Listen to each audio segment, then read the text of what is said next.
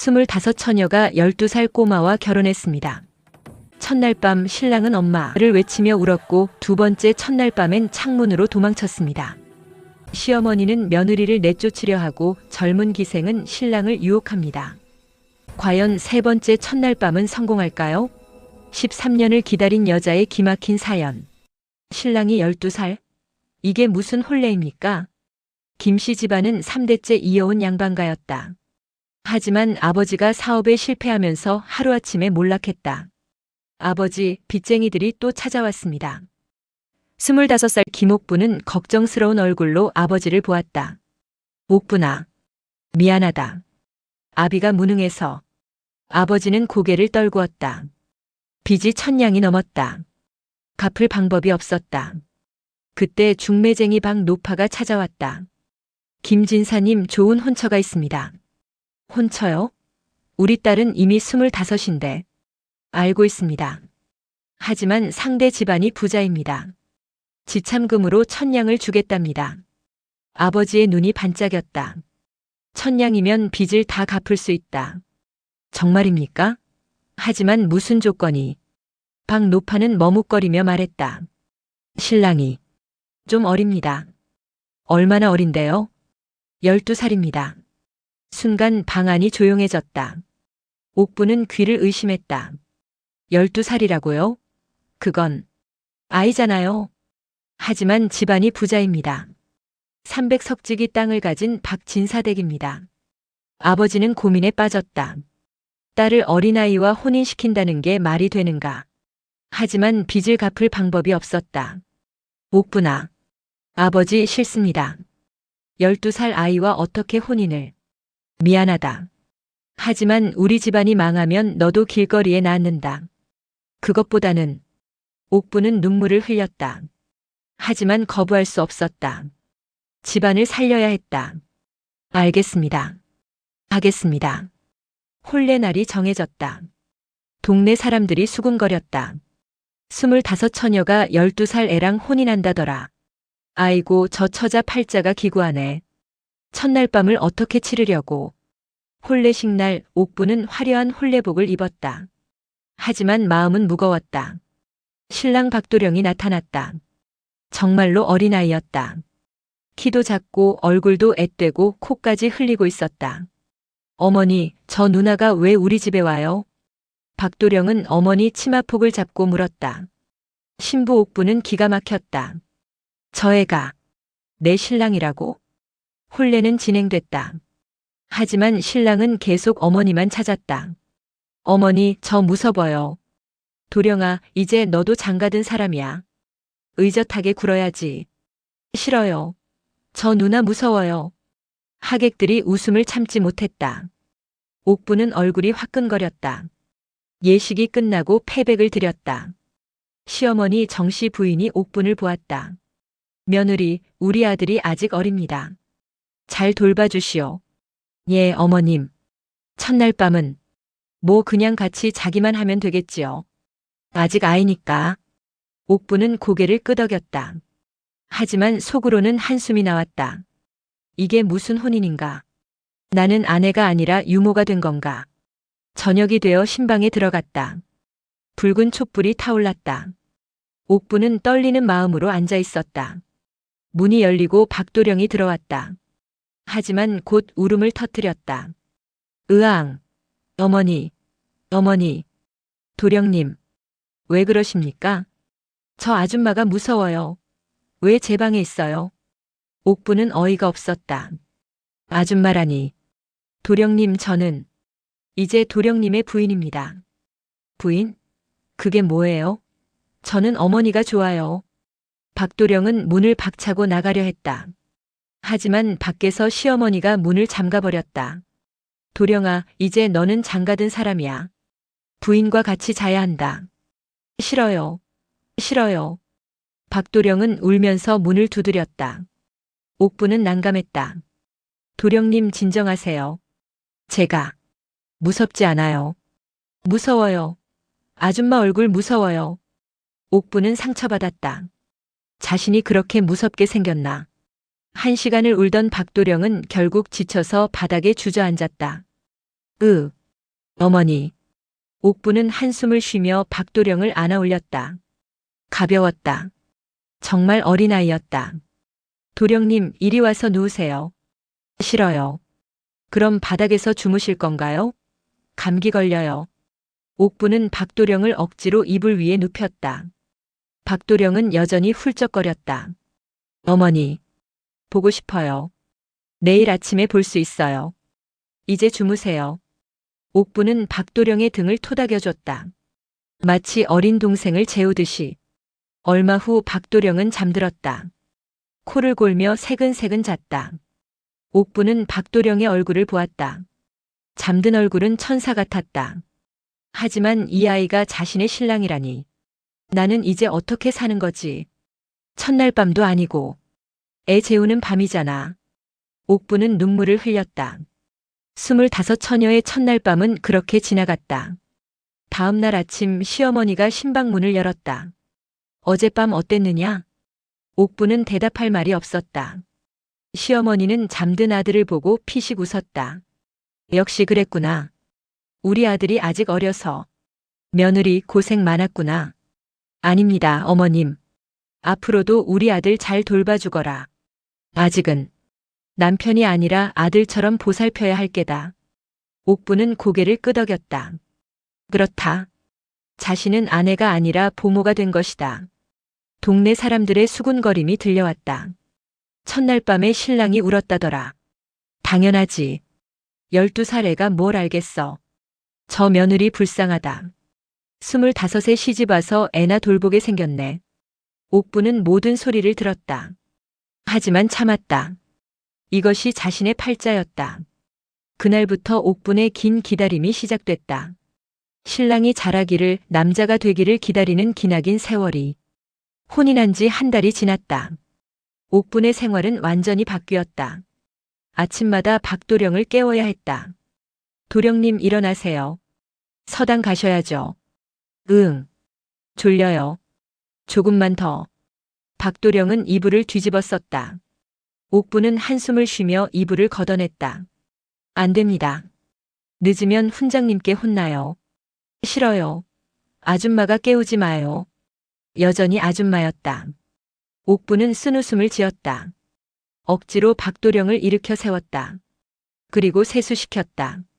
도령님, 얼굴 씻으세요. 제가 할게요. 박도령은 대충 물만 묻혔다. 옥분이 다시 수건으로 닦아줬다. 귀 뒤도 씻어야죠. 아, 아파요. 참으세요. 더러우면 안 되잖아요. 옷을 입힐 때도 한바탕이었다. 이 옷은 싫어요. 불편해요. 도련님, 이게 예의에 맞는 옷이에요. 싫다니까요. 결국 옥분이 억지로 옷을 입혔다. 마치 어린 동생을 돌보듯이. 아침밥을 먹일 때는 더 힘들었다. 밥 먹기 싫어요. 놀고 싶어요. 안 됩니다. 밥 안 먹으면 기운이 없어요. 옥분이 떠먹이려 하자 박도령이 화를 냈다. 저 어린애 아니에요. 제가 먹을 수 있어요. 하지만 밥을 흘리고 국을 쏟았다. 옥분이 다시 닦아줬다. 도령님, 천천히 드세요. 아줌마가 자꾸 간섭해요. 옥분은 참았다. 이것이 자신의 일이었다. 서당에 보낼 때도 마찬가지였다. 도령님, 책 챙기셨어요? 네. 붓은요? 아, 깜빡했어요. 옥분이 붓을 챙겨줬다. 도시락도 물주전자도 모두 옥분이 챙겼다. 잘 다녀오세요. 네. 아줌마. 박도령이 서당으로 가는 뒷모습을 보며 옥분은 한숨을 쉬었다. 나는 도대체 뭘 하는 거지? 아내도 아니고 어머니도 아니고. 시어머니 정신은 옥분에게 만족했다. 며느리, 우리 아들 잘 돌봐주는구나. 당연한 일입니다, 어머님. 아직 애가 어려서 손이 많이 가지. 고생이 많구나. 하지만 시누이 박소전은 달랐다. 15살 시누이는 옥분을 질투했다.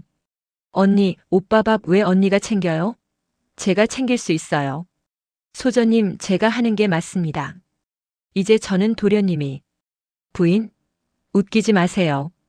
언니는 그냥 오빠 유모잖아요. 그 말이 가슴에 박혔다. 유모. 맞는 말이었다. 어느 날 박도령이 서당에서 맞고 돌아왔다. 도령님, 얼굴이 왜 이래요? 훈장님이 글을 못 외운다고. 박도령은 울음을 터뜨렸다. 옥부는 박도령을 안아줬다. 괜찮아요. 제가 가르쳐 드릴게요. 정말요? 네. 오늘부터 제가 같이 공부해 드릴게요. 그날 밤부터 옥부는 박도령에게 글을 가르쳤다. 옥분도 어릴 때 아버지에게 배운 글이 있었다. 천자문은 이렇게 외우는 거예요. 어려워요.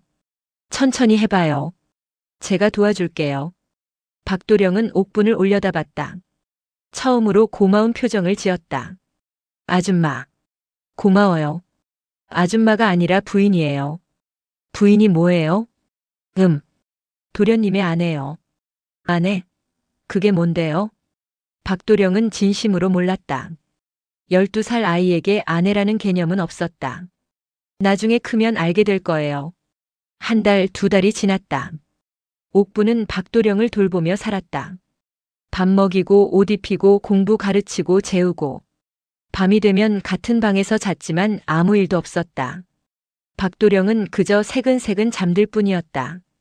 어느 날 밤 옥부는 거울을 보았다. 25의 얼굴이 점점 늙어가고 있었다. 나는 언제 진짜 아내가 될 수 있을까? 눈물이 흘렀다. 하지만 닦아냈다. 이것이 자신의 운명이었다. 그때 박도령이 잠꼬대를 했다. 아줌마. 고마워요. 옥부는 박도령을 보았다. 잠든 얼굴이 평화로웠다. 이 아이가 자라면 언젠가는 나를 아내로 봐줄까. 희망을 가져보려 했지만 확신이 없었다. 동네 우물가에서 안악들이 수군거렸다. 김씨 며느리 봤어? 얼굴이 말이 아니더라. 당연하지. 신랑은 애고 시댁에서는 부려먹고. 저러다 진짜 유모 되겠어. 불쌍하긴. 25에 시집 와서 신랑 키우고 있으니. 옥부는 이 모든 소리를 들었다. 하지만 대꾸하지 않았다. 어느 날 친정 어머니가 찾아왔다. 옥부나 어떻게 지내니? 네, 어머니. 잘 지냅니다. 하지만 어머니는 딸의 눈빛을 보고 알았다. 힘들지? 옥부는 울음을 참았다. 괜찮아요. 이게 제 팔자예요. 미안하다, 옥부나. 내 아비가 무능해서. 아니에요, 어머니. 덕분에 집안이 살았잖아요. 어머니가 돌아간 후 옥부는 혼자 울었다.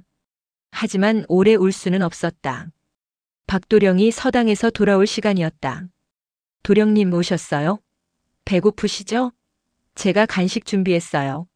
아줌마, 오늘 서당에서 칭찬받았어요. 박도령은 신이 나서 달려왔다.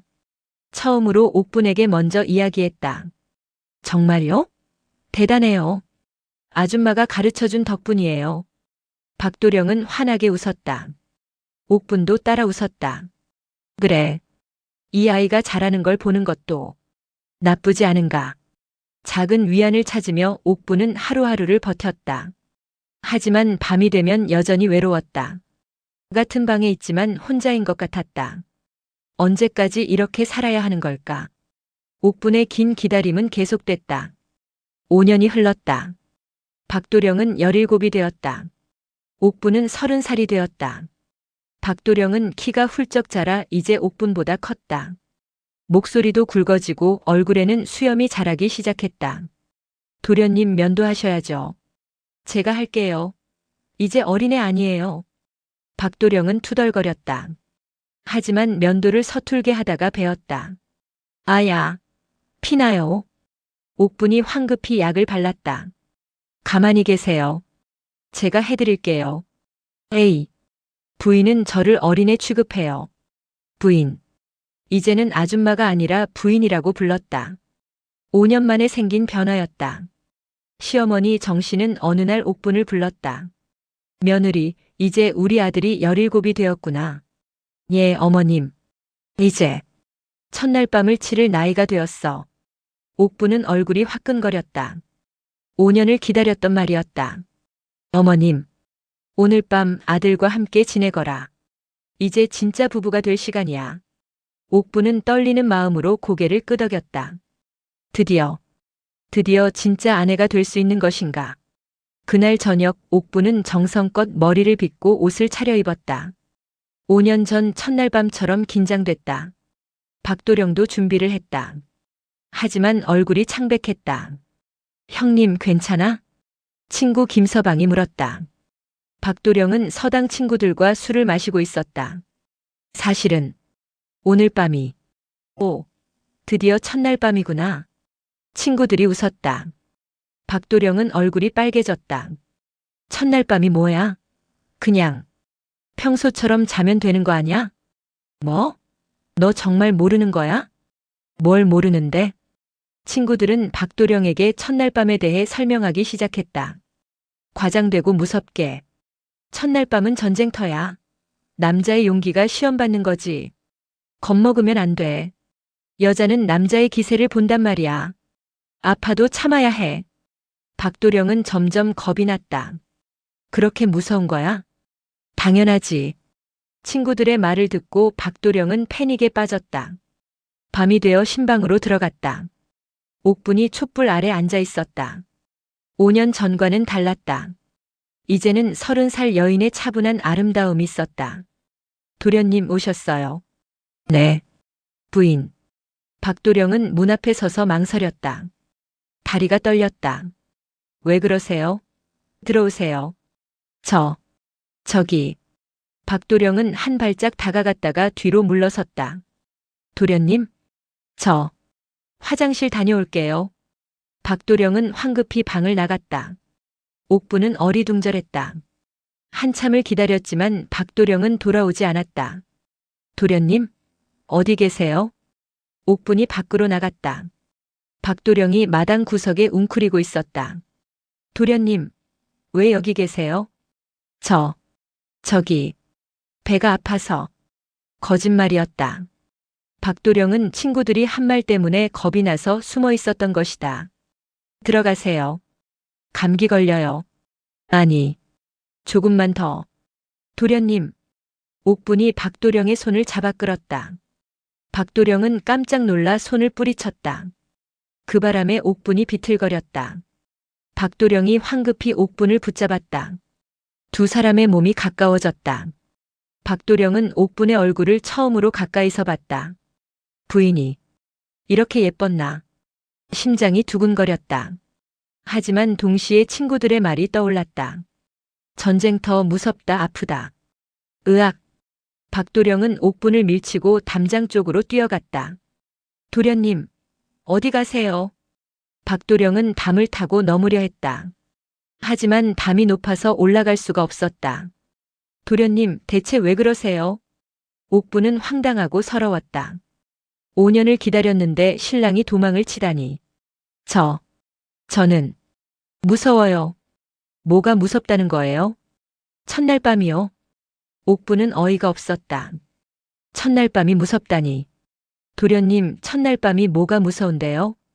친구들이 전쟁터라고. 아프다고. 옥분은 그제야 이해했다. 서당 친구들이 박도령을 놀린 것이다. 도련님, 그건 거짓말이에요. 정말요? 네. 첫날 밤은 무서운 게 아니에요. 옥분은 박도령에게 다가갔다. 조심스럽게 손을 잡았다. 저도 처음이에요. 같이 천천히 하면 돼요. 박도령은 옥분의 눈을 보았다. 따뜻한 눈빛이었다. 5년 동안 자신을 돌봐준 그 눈빛. 부인, 무서우면 오늘은 그냥 자요. 괜찮아요. 그 말에 박도령은 안도했다. 정말 괜찮아요? 네. 천천히 해요.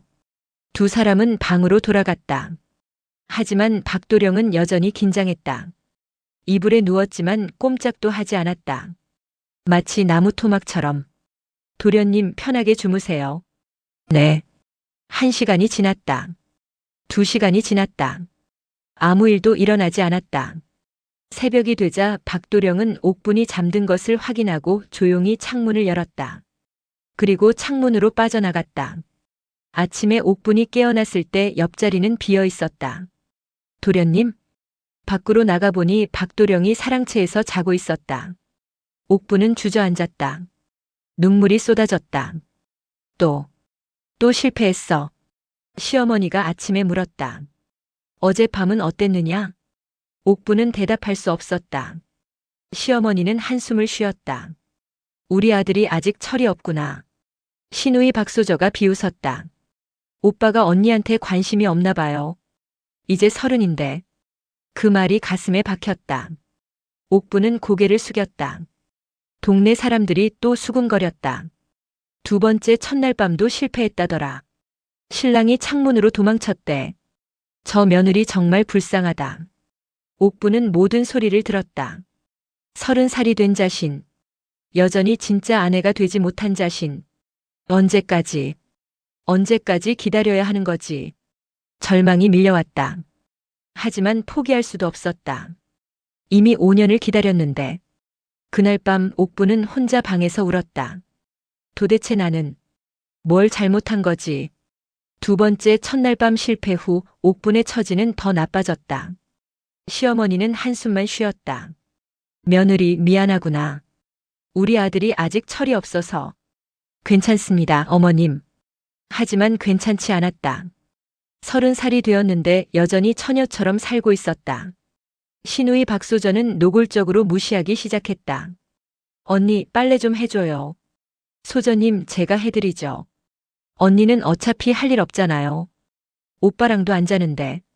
그 말에 옥부는 얼굴이 화끈거렸다. 그리고 언니, 마루 청소도 해줘요. 제가 친구들 데려올 건데 지저분하면 안 되잖아요. 알겠습니다. 옥부는 묵묵히 일했다. 하지만 가슴속에는 분노가 쌓였다. 나는 며느리인데 왜 하녀 취급을 받는 거지? 어느 날 동네 안악들이 우물가에서 수군거렸다. 김씨 며느리 봤어? 완전히 늙었더라. 당연하지. 30살인데 신랑은 자기를 안 쳐다보고. 들리는 소문에 박 도련님이 기생집에 드나든대. 뭐? 정말? 옥부는 그 말을 듣고 얼어붙었다. 기생집? 집으로 돌아와 박도령을 기다렸다. 밤늦게 박도령이 술 냄새를 풍기며 돌아왔다. 도련님, 어디 다녀오셨어요? 친구들이랑 놀다 왔어요. 기생집에 가셨어요? 박도령의 얼굴이 굳었다. 누가 그랬어요? 대답해 주세요. 가셨어요? 네. 하지만 그냥 술만 마셨어요. 아무것도 안 했어요. 옥부는 가슴이 찢어지는 것 같았다.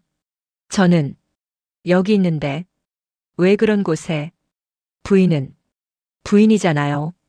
기생은 다르죠. 뭐가 다른데요? 기생은 편해요. 저한테 이것저것 안 시키고 그냥 웃어주고. 옥부는 울컥했다. 제가 도련님한테 뭘 시켰나요? 5년 동안 도련님 뒷바라지만 했는데 그게 부담스러워요. 부인은 저한테 너무 잘해줘요. 그래서 더 불편해요. 옥부는 말문이 막혔다. 잘해줘서 불편하다니. 그럼 제가 어떻게 해야 하는데요? 몰라요. 저도 모르겠어요. 박도령은 사랑채로 가버렸다. 옥부는 그 자리에 주저앉아 울었다. 다음 날 시어머니가 옥분을 불렀다. 며느리, 이제 우리 아들도 17이니 첩을 드려야 하지 않겠느냐? 옥부는 귀를 의심했다. 첩이요? 그래. 너하고는 인연이 없는 것 같구나. 젊은 첩을 드리면 아들도 마음을 잡을 것 같고. 어머님, 안 됩니다. 왜 안 되느냐? 5년이 지났는데 아이도 없지 않느냐? 그건 도련님이 내 탓이든 우리 아들 탓이든 결과는 같다. 대를 이어야 하지 않겠느냐? 옥부는 절망했다. 첩을 드리다니. 그럼 자신은 완전히 쓸모없는 사람이 되는 것이다. 어머님, 시간을 더 주십시오. 제가 노력하겠습니다. 얼마나 더 기다려야 하느냐? 1년만 더 주십시오. 시어머니는 한숨을 쉬었다. 알았다. 1년을 주마. 하지만 그때까지도 아이가 없으면 첩을 들릴 것이다. 옥부는 방으로 돌아와 울었다. 1년. 고작 1년밖에 남지 않았다. 그날 밤 옥부는 용기를 내서 박도령을 찾아갔다. 도련님, 잠깐 이야기할 수 있을까요? 무슨 일이에요? 어머님께서 첩을 드리겠다고 하셨어요. 박도령은 당황했다. 첩이요? 저는 원하지 않는데. 하지만 1년 안에 아이가 없으면 들이신대요. 그럼 어떡하죠? 옥부는 박도령의 손을 잡았다. 도련님 제발 저를 진짜 아내로 받아주세요. 5년을 기다렸어요. 이제 박도령은 손을 뿌리쳤다. 부인 저는 아직 준비가 안 됐어요. 언제면 준비가 되는데요. 도련님은 이제 17이에요. 몰라요. 부인은 저한테 왜 이렇게 강요해요? 강요가 아니에요. 저는 그저 부담스러워요. 부인이 저를 쳐다보는 눈빛이 무거워요. 박도령은 밖으로 뛰쳐나갔다. 옥부는 그 자리에 무너졌다. 며칠 후 친정 어머니가 찾아왔다. 옥부나 소문 들었다. 시댁에서 첩을 드린다며? 네. 어머니. 이제 어쩔 거니? 모르겠어요. 저는 5년을 기다렸는데 어머니는 딸을 안아주었다. 옥부나 그만 포기하렴. 집으로 돌아오너라. 하지만 어머니. 그럼 저는 이혼해라. 이렇게 사는 것보다는 혼자 사는 게 나아. 옥부는 고개를 저었다. 안 돼요. 이혼하면 저는 평생 손가락질 받으며 살아야 해요. 지금도 손가락질 받고 있잖니. 그래도 저는 아직 희망이. 무슨 희망이냐?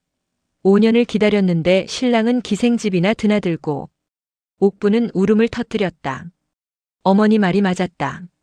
하지만 포기할 수 없었다. 그날 밤 옥부는 거울을 봤다. 30살의 얼굴. 주름이 생기기 시작했다. 나는 이대로 늙어가는 건가? 아내도 되지 못하고. 절망이 밀려왔다. 하지만 그때 문이 열렸다. 박도령이 들어왔다. 술에 취해 비틀거렸다.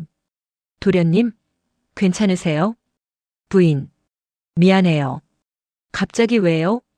저 부인한테 못되게 굴어서 미안해요. 박도령은 옥분 앞에 무릎을 꿇었다.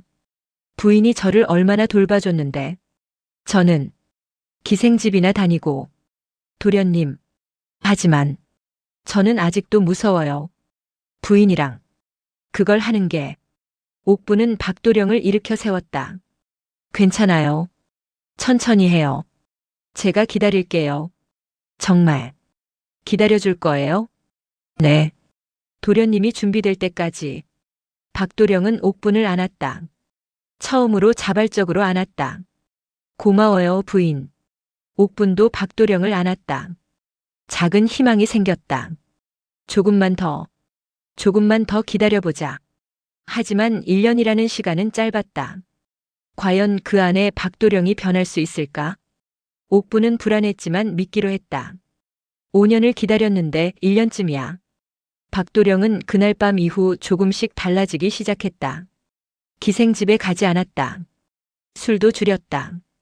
그리고 옥분을 피하지 않았다. 부인, 오늘 저녁은 뭐예요?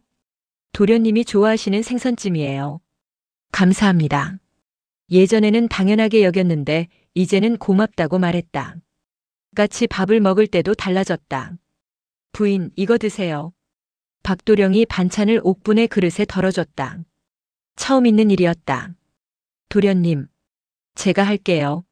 아니에요. 5년 동안 부인이 저한테 해준 건데 이제는 제가 해드릴게요. 옥부는 가슴이 뭉클했다. 어린아이 같던 박도령이 조금씩 어른이 되고 있었다. 어느 날 옥분이 아팠다. 부인 괜찮으세요? 감기가 든 것 같아요. 괜찮아요, 도련님. 누우세요.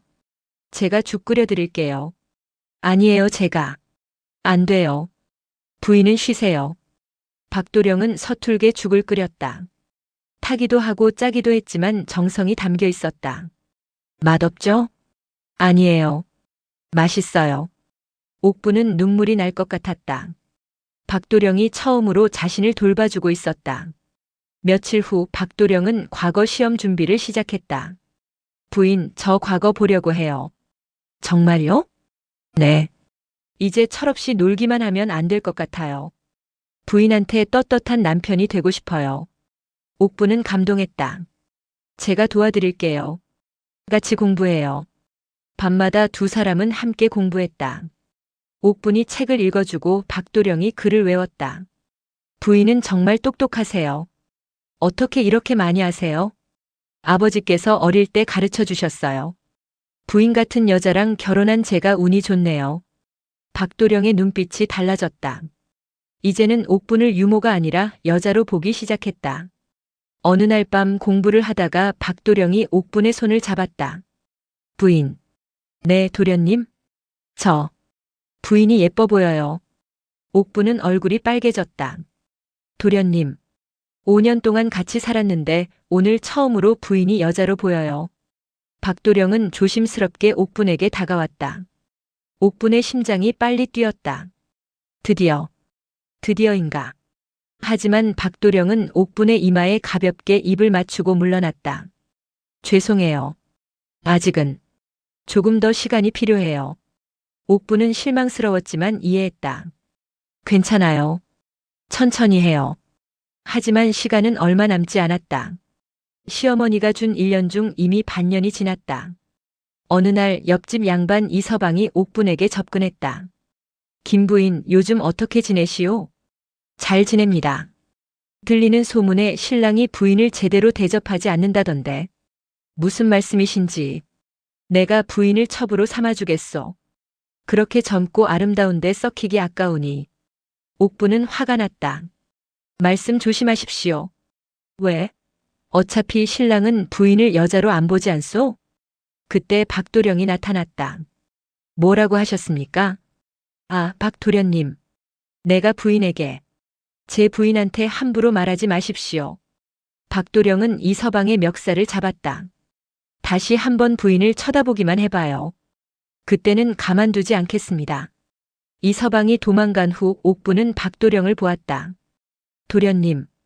고마워요. 당연한 일입니다. 부인은 제 아내인데 다른 남자가 탐낸다는 게 말이 됩니까? 박도령은 옥분을 꽉 안았다. 부인, 제가 늦었지만 이제는 정말로 부인을 지키고 싶어요. 옥분은 눈물을 흘렸다. 박도령이 드디어 남자가 되고 있었다. 그날 밤 박도령이 조심스럽게 말했다. 부인, 오늘 밤은 제가 옆에서 자도 될까요? 네. 좋아요. 두 사람은 같은 이불 속에 누웠다. 박도령은 떨리는 손으로 옥분의 손을 잡았다. 부인, 저 아직도 조금 무서워요. 괜찮아요. 저도 떨려요. 정말요? 네.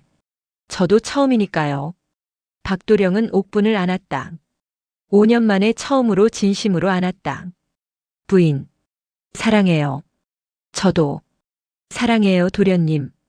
하지만 그 이상은 가지 않았다. 박도령은 여전히 두려웠다. 미안해요. 아직은 괜찮아요. 이것만으로도 충분해요. 두 사람은 서로를 아는 채 잠들었다. 옥분은 행복했다. 비록 완전하지 않아도 박도령이 자신을 사랑한다는 걸 느낄 수 있었다. 다음 날 시누이 박소저가 비꼬았다. 언니, 어젯밤에 오빠랑 같이 잤다며?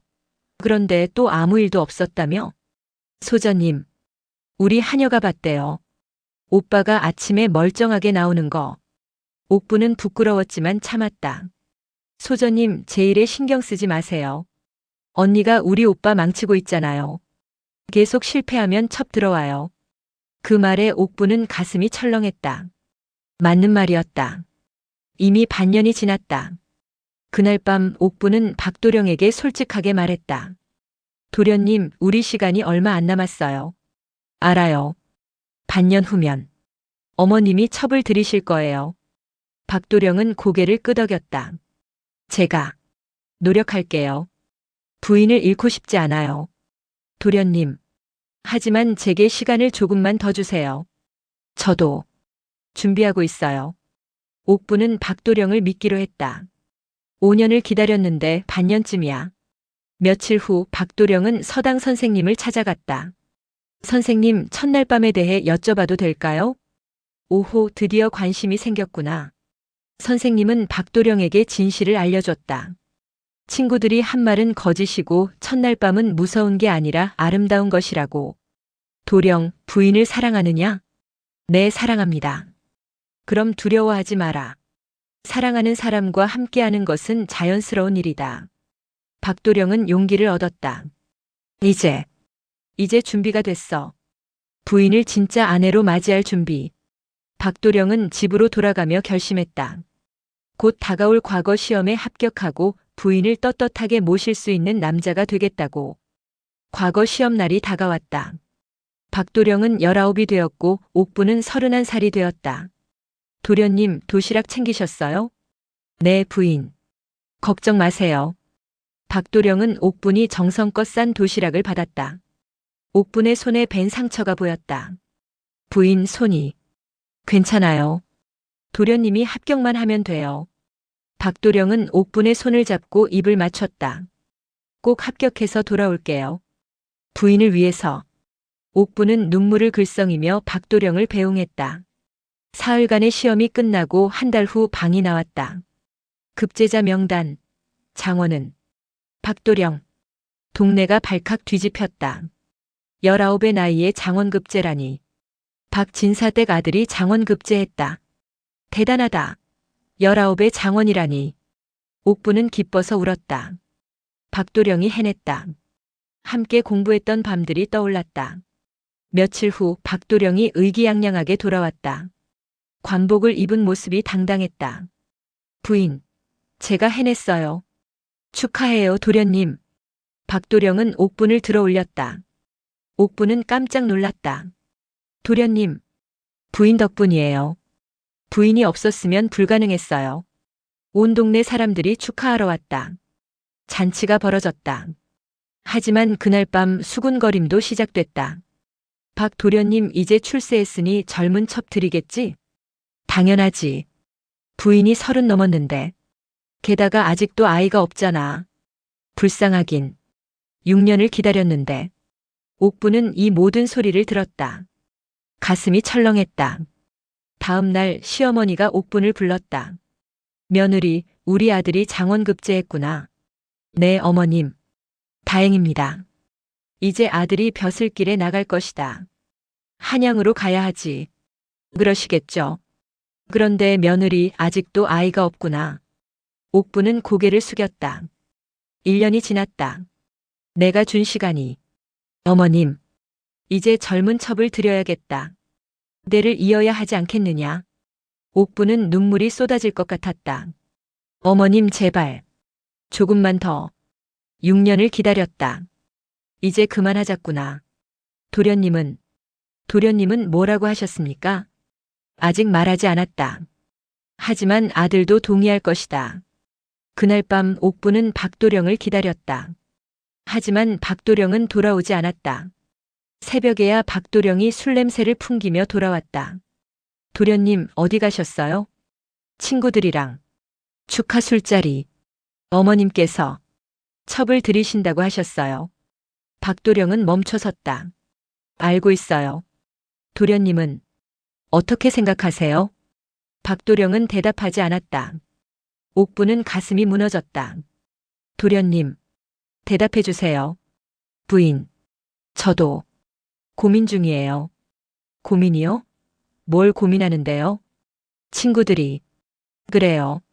제 나이에 첩 하나 정도는 당연하다고. 옥부는 믿을 수 없었다. 도련님, 저는 6년을 기다렸어요. 알아요. 하지만 제 입장도 생각해 주세요. 아이도 없고. 그건 도련님이 저를. 옥부는 말을 잇지 못했다. 사실 박도령이 첫날 밤을 완성하지 못했기 때문이었다. 부인도 알잖아요. 제가 아직. 그럼 이제는요? 도련님 나이 19이에요. 박도령은 고개를 돌렸다. 시간을 조금만 더 주세요. 얼마나 더요? 1년? 2년? 평생 기다리라는 거예요? 옥부는 울음을 터뜨렸다. 박도령은 어쩔 줄 몰라 했다. 부인, 울지 마요. 6년이에요. 6년을 기다렸는데. 이제 첩을 드리겠다고. 저도 싫어요. 하지만 어머니 말씀은 듣고 제 마음은 안 들으시는 거예요? 박도령은 대답하지 못했다. 옥부는 절망했다. 며칠 후 정말로 첫 후보가 나타났다. 기생 춘하. 21살의 젊고 아름다운 여인이었다. 날이 저를 거두어 주세요. 춘하는 교태를 부리며 박도령에게 다가갔다. 시어머니는 흡족해했다. 이만하면 되겠구나. 춘하, 앞으로 우리 아들 잘 모셔라. 예, 어머님. 옥부는 멀리서 이 광경을 보았다. 가슴이 찢어지는 것 같았다. 춘하는 대놓고 옥분을 무시했다. 어머, 큰 부인이시군요. 나이가 많으시네요. 걱정 마세요. 제가 나리를 잘 모시고 아들도 낳아드릴게요. 옥부는 주먹을 쥐었다. 하지만 참았다. 그날 밤 춘하가 박도령의 방으로 갔다. 옥부는 혼자 방에서 울었다. 벽 너머에서 춘하의 웃음소리가 들렸다. 날이 저 예쁘죠? 옥부는 귀를 막았다. 하지만 소리는 계속 들렸다. 1시간쯤 지났을까? 갑자기 박도령이 방에서 뛰쳐나왔다. 날이, 어디 가세요? 춘하가 따라 나왔다. 하지만 박도령은 사랑채로 가버렸다. 다음 날 시어머니가 춘하를 불렀다. 어젯밤은 어땠느냐? 춘하는 고개를 숙였다. 나리께서 저를 안 만지셨어요. 뭐? 그냥 같이 앉아만 계시다가 나가버리셨어요. 시어머니는 한숨을 쉬었다. 우리 아들이 도대체. 시누이 박소저가 킥킥거렸다. 오빠가 여자랑 못하나 봐요. 부인이랑도 6년 동안 안 했잖아요. 그 소문은 삽시간에 퍼졌다. 박도령이 첩도 안 건드렸다더라. 저 양반 문제 있는 거 아냐? 장원급제는 했는데 남자 구실을 못하나 봐. 옥부는 이 소문을 듣고 복잡한 심정이었다. 한편으로는 안도했다. 박도령이 춘하를 안 건드렸다니. 하지만 다른 한편으로는 더 절망스러웠다. 박도령이 정말로 여자와 관계를 못하는 건가? 그날 밤 박도령이 옥분을 찾아왔다. 부인, 왜 오셨어요? 첩이 기다리는데. 저는 춘하가 싫어요. 그럼 누가 좋은데요? 박도령은 옥분의 손을 잡았다. 부인이 좋아요. 부인만. 옥분은 손을 뿌리쳤다. 말만 그렇게 하시지 마세요. 6년 동안 말만 하셨잖아요. 부인. 이제 지쳤어요. 더 이상 못 기다리겠어요. 옥분은 돌아서려 했다. 하지만 박도령이 옥분을 끌어안았다. 부인, 제발. 저를 버리지 마세요. 박도령은 옥분을 꽉 껴안았다. 옥분은 밀어내려 했지만 박도령이 놓지 않았다. 도련님, 놓으세요. 싫어요. 부인이 저를 떠날 것 같아서 무서워요. 6년 동안 제가 얼마나 무서웠는지 아세요? 박도령은 눈물을 흘렸다. 알아요. 이제 알아요. 부인이 얼마나 힘들었는지. 그럼 왜 이제야요? 왜 첩이 들어온 다음에야? 제가 바보였어요. 박도령은 무릎을 꿇었다. 부인, 용서해 주세요. 제가 너무 어렸어요. 철이 없었어요. 옥부는 박도령을 내려다봤다. 눈물을 흘리는 박도령이 안쓰러웠지만 화도 났다. 일어나세요. 부인이 용서해 주실 때까지 안 일어나요. 도련님, 저는 부인 없이는 못 살아요. 6년 동안 부인이 해준 모든 것들. 이제야 깨달았어요. 박도령은 주머니에서 낡은 손수건을 꺼냈다. 이거 기억하세요? 옥분의 눈이 커졌다. 그건 5년 전 옥분이 박도령에게 만들어준 손수건이었다. 제가 서당 갈 때 부인이 주셨잖아요. 저는 계속 가지고 다녔어요. 도련님, 그리고 이것도. 박도령은 작은 주머니를 꺼냈다. 안에는 구슬이 들어있었다. 부인이 제 생일에 준 선물이에요. 제가 좋아하는 파란 구슬. 옥부는 기억했다. 박도령이 15살 생일 때 준 것이었다. 저는 부인이 해준 모든 것들을 기억하고 있어요. 밥 먹일 때, 옷 입힐 때, 공부 가르칠 때, 아플 때 돌봐주신 것도. 박도령은 눈물을 뚝뚝 흘렸다. 부인이 저를 얼마나 사랑했는지 이제야 알았어요. 그런데 저는 너무 늦게 깨달았어요. 옥분도 눈물이 흘렀다. 일어나세요, 도련님. 부인, 저를 용서해 주세요. 그리고 기회를 주세요. 이제 진짜로 부인의 남편이 되고 싶어요. 옥부는 박도령을 일으켰다. 도련님 말만으로는 안 돼요. 이미 너무 많은 약속을 어기셨어요. 알아요. 이번에는 증명하겠어요. 행동으로. 박도령은 옥분의 두 손을 잡았다. 내일 어머니께 말씀드리겠어요. 춘하를 돌려보내겠다고. 어머님이 허락하실까요? 제가 설득하겠어요. 부인이 아니면 안 된다고. 다음 날 아침 박도령은 어머니를 찾아갔다. 어머니, 춘하를 돌려보내주세요. 뭐라고? 왜? 저는 부인만 원합니다. 아들아, 내 부인은 30이 넘었고 아직 아이도 없다. 상관없습니다. 저는 부인이 좋습니다. 시어머니는 한숨을 쉬었다. 넌 어제도 춘하를 안 건드렸다며. 도대체 무슨 문제냐? 문제가 없습니다. 다만 부인이 아니면 마음이 움직이지 않습니다. 그래? 그럼 부인하고는 언제 아이를 낳을 건데? 박도령은 얼굴이 빨개졌다. 곧 그렇게 하겠습니다. 언제? 또 1년을 기다리라는 거냐? 아닙니다. 이번에는 정말로. 시어머니는 박도령을 빤히 쳐다봤다. 알겠다. 한 달만 기다려보마. 그 안에 부인이 임신하지 않으면 춘하를 정식 첩으로 드리겠다. 한 달이요? 그래. 그것도 너무 긴 시간이다. 6년을 기다렸는데. 박도령은 고개를 끄덕였다. 알겠습니다. 한 달 안에. 꼭. 그날 밤 박도령은 옥분에게 말했다. 부인, 어머니께서 한 달을 주셨어요. 한 달. 네. 그 안에. 우리가. 옥분은 얼굴이 화끈거렸다. 도련님 정말. 이번에는 하실 수 있으세요? 박도령은 고개를 끄덕였다. 네. 이제는 더 이상 두렵지 않아요. 부인을 잃는 게 더 무섭거든요. 박도령은 옥분에게 다가갔다. 이번에는 도망가지 않았다. 부인, 저를 받아주시겠어요? 옥분은 눈물을 흘리며 고개를 끄덕였다. 네. 도련님. 박도령은 조심스럽게 옥분의 얼굴을 두 손으로 감쌌다. 부인 사랑해요. 진심으로. 저도 사랑해요. 박도령은 옥분에게 입을 맞췄다. 처음으로 진심을 담은 입맞춤이었다. 하지만 그 이상은 가지 못했다. 박도령은 여전히 떨렸다. 부인, 죄송해요. 아직은. 옥분은 박도령을 안아줬다. 괜찮아요. 천천히 해요. 한 달이 있잖아요. 며칠이 지났다. 박도령은 매일 밤 옥분과 함께 있었지만 마지막 단계로 가지 못했다. 일주일이 지났다. 2주일이 지났다. 시간은 빠르게 흘렀다. 신우이 박소저가 비웃었다. 언니, 또 실패하는 거 아니에요? 벌써 2주일 지났는데. 옥분은 대꾸하지 않았다. 하지만 속으로는 불안했다. 춘하도 기다리고 있었다. 시간 다 되면 저를 첩으로 들이셔야죠. 약속이잖아요. 박도령은 초조했다. 밤마다 옥분과 함께 있었지만 마지막 단계가 두려웠다. 왜 이렇게 안 되는 거지?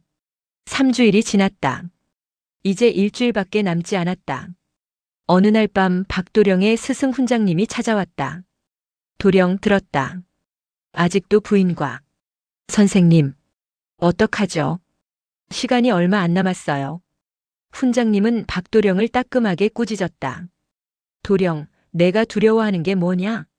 그게 잘 못하면 부인이 실망할까봐. 바보 같은 소리 하지 마라. 부인은 6년을 기다렸다. 내가 서툴러도 실망하지 않을 것이다. 하지만 도령, 진짜 문제는 내가 아직도 부인을 유모로 보기 때문이다. 박도령은 깜짝 놀랐다. 아닙니다. 저는 부인을 사랑해요. 그럼 증명해라.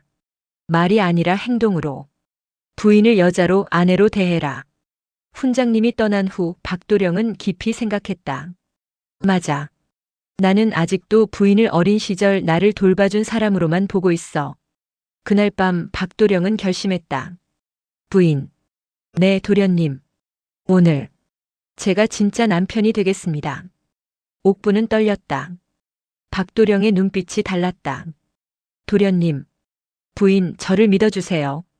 이번에는 꼭. 박도령은 옥분을 끌어안았다. 이번에는 떨리지 않았다. 촛불이 꺼졌다. 긴 밤이 시작됐다. 촛불이 꺼진 어둠 속에서 박도령은 옥분을 조심스럽게 안았다. 부인, 떨리세요? 네. 도련님도요? 네. 하지만 이제는 도망가지 않을 거예요.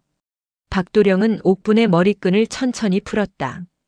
긴 머리가 흘러내렸다. 부인, 정말 아름다우세요. 도련님, 6년 동안 왜 몰랐을까요? 부인이 이렇게 아름다운지. 박도령은 옥분의 얼굴을 쓰다듬었다. 옥분은 눈을 감았다.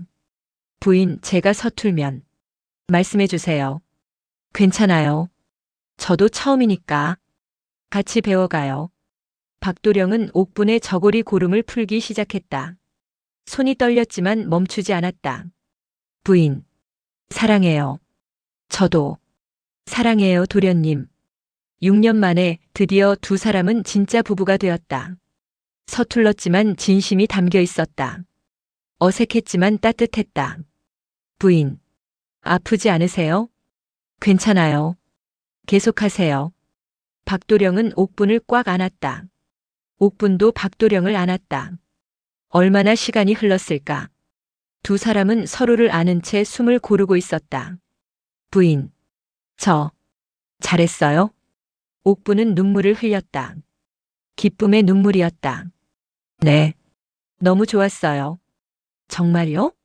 제가 서툴지 않았어요? 아니에요. 완벽했어요.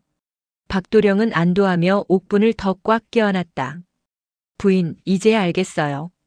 제가 얼마나 바보였는지, 이렇게 좋은 걸 왜 무서워했는지, 이제 알았으면 됐어요. 부인, 앞으로는 매일 이렇게 해도 될까요? 옥분은 얼굴이 빨개졌다. 도련님, 부끄러워요. 왜요? 우리 부부인데. 박도령은 옥분에게 입을 맞췄다. 앞으로 평생 부인만 사랑하겠어요. 약속해요. 저도 평생 도련님만 사랑할게요. 두 사람은 새벽까지 서로를 안고 있었다. 다음 날 아침 옥분은 행복한 얼굴로 일어났다. 6년 만에 처음으로 진짜 행복했다. 박도령도 환하게 웃으며 일어났다. 부인, 좋은 아침이에요. 좋은 아침이에요, 도련님. 아침 식사를 하러 나갔을 때 시어머니가 두 사람을 보았다. 어젯밤은 어땠느냐? 옥분은 얼굴이 빨개졌다. 박도령이 대답했다. 어머니, 이제 걱정 안 하셔도 됩니다. 시어머니는 두 사람의 얼굴을 보고 알았다. 드디어 성공했구나. 그래. 다행이구나. 시누이 박소전은 믿을 수 없다는 표정이었다. 정말요? 진짜로? 춘하는 실망한 얼굴로 짐을 쌌다. 그럼 저는 이제. 시어머니가 말했다. 춘하, 미안하구나. 우리 아들이 부인을 선택했다. 알겠습니다. 춘하가 떠난 후 동네 사람들이 수군거렸다. 드디어 박도령이 부인과 6년 만이래. 부인이 정말 고생 많이 했네. 한 달이 지나고 두 달이 지났다. 어느 날 옥분이 구역질을 했다. 부인, 괜찮으세요? 도련님, 저 혹시 의원을 부르자 의원이 진맥을 했다. 축하드립니다. 임신이십니다. 순간 방 안이 조용해졌다. 박도령은 믿을 수 없다는 표정이었다. 정말입니까? 네, 틀림없습니다. 박도령은 옥분을 껴안고 울었다. 부인, 우리 아이가. 옥분도 울었다. 6년을 기다린 결실이었다. 시어머니도 기뻐하며 달려왔다. 며느리, 정말이냐? 네, 어머님. 온 집안이 기쁨에 들떴다. 잔치가 벌어졌다. 동네 사람들도 축하하러 왔다. 참 오래 기다렸네요. 인내는 복이라더니 부인이 복받을 만하죠. 10달 후 옥분은 건강한 아들을 낳았다. 도련님, 아드님이세요. 박도령은 아들을 안고 눈물을 흘렸다. 부인, 고마워요. 이 모든 게 부인 덕분이에요. 아니에요. 도련님 덕분이에요. 아이의 100일잔치 날 온 동네 사람들이 모였다. 이 아이 이름을 뭐라 지을까요? 인내할 인자를 써서 박인철이라고 하면 어떨까요? 부인의 인내 덕분에 태어난 아이니까. 모두가 박수를 쳤다. 좋은 이름이네요. 그날 밤 박도령은 옥분에게 말했다. 부인, 이제 한양으로 가야 합니다. 벼슬길에 나가야 해요. 알고 있어요. 부인과 아들을 데리고 가겠어요. 평생 곁에서 모시겠어요. 고마워요, 도련님. 아니에요. 제가 고마워요. 6년을 기다려줘서. 어리석은 저를 포기하지 않아서. 옥부는 박도령을 안았다. 저도 고마워요. 결국 저를 선택해줘서. 1년 후 한양. 박도령은 승승장구했다. 젊은 나이에 벼슬이 높아졌다. 하지만 주변에서는 계속 첩을 권했다. 박대감, 이제 벼슬도 높으신데 첩 한둘은 두셔야죠. 필요 없습니다. 부인이 이제 30 넘었는데. 제게는 부인만 있으면 충분합니다. 박도령은 단호했다. 옥분이 얼마나 힘들게 자신을 기다렸는지 알았다. 어느 날 임금이 물었다. 경은 어찌하여 첩을 두지 않는가? 저나 소신의 부인은 소신을 6년 동안 기다려 주었습니다. 그 은혜를 평생 갚아도 모자랍니다. 오호, 그런 사연이 있었구나. 소신이 어렸을 때 철없이 굴었지만 부인은 포기하지 않았습니다. 그런 부인을 배신할 수는 없습니다. 임금은 감동했다. 훌륭하도다. 그대 부부는 부부의 모범이로다. 그날 밤 박도령은 옥분에게 말했다. 부인, 오늘 임금께서 우리 부부를 칭찬하셨어요. 정말요? 네. 그리고 저는 생각했어요. 제가 부인을 만난 게 제 인생 최고의 행운이라고. 옥부는 눈물을 글썽였다. 저도요. 비록 6년을 기다렸지만 결국 도련님을 얻었으니 행복해요. 두 사람은 서로를 안았다. 창밖으로 달빛이 비쳤다. 그 달빛처럼 두 사람의 미래도 밝았다. 13년을 기다린 사랑. 그 사랑은 이제 시작이었다.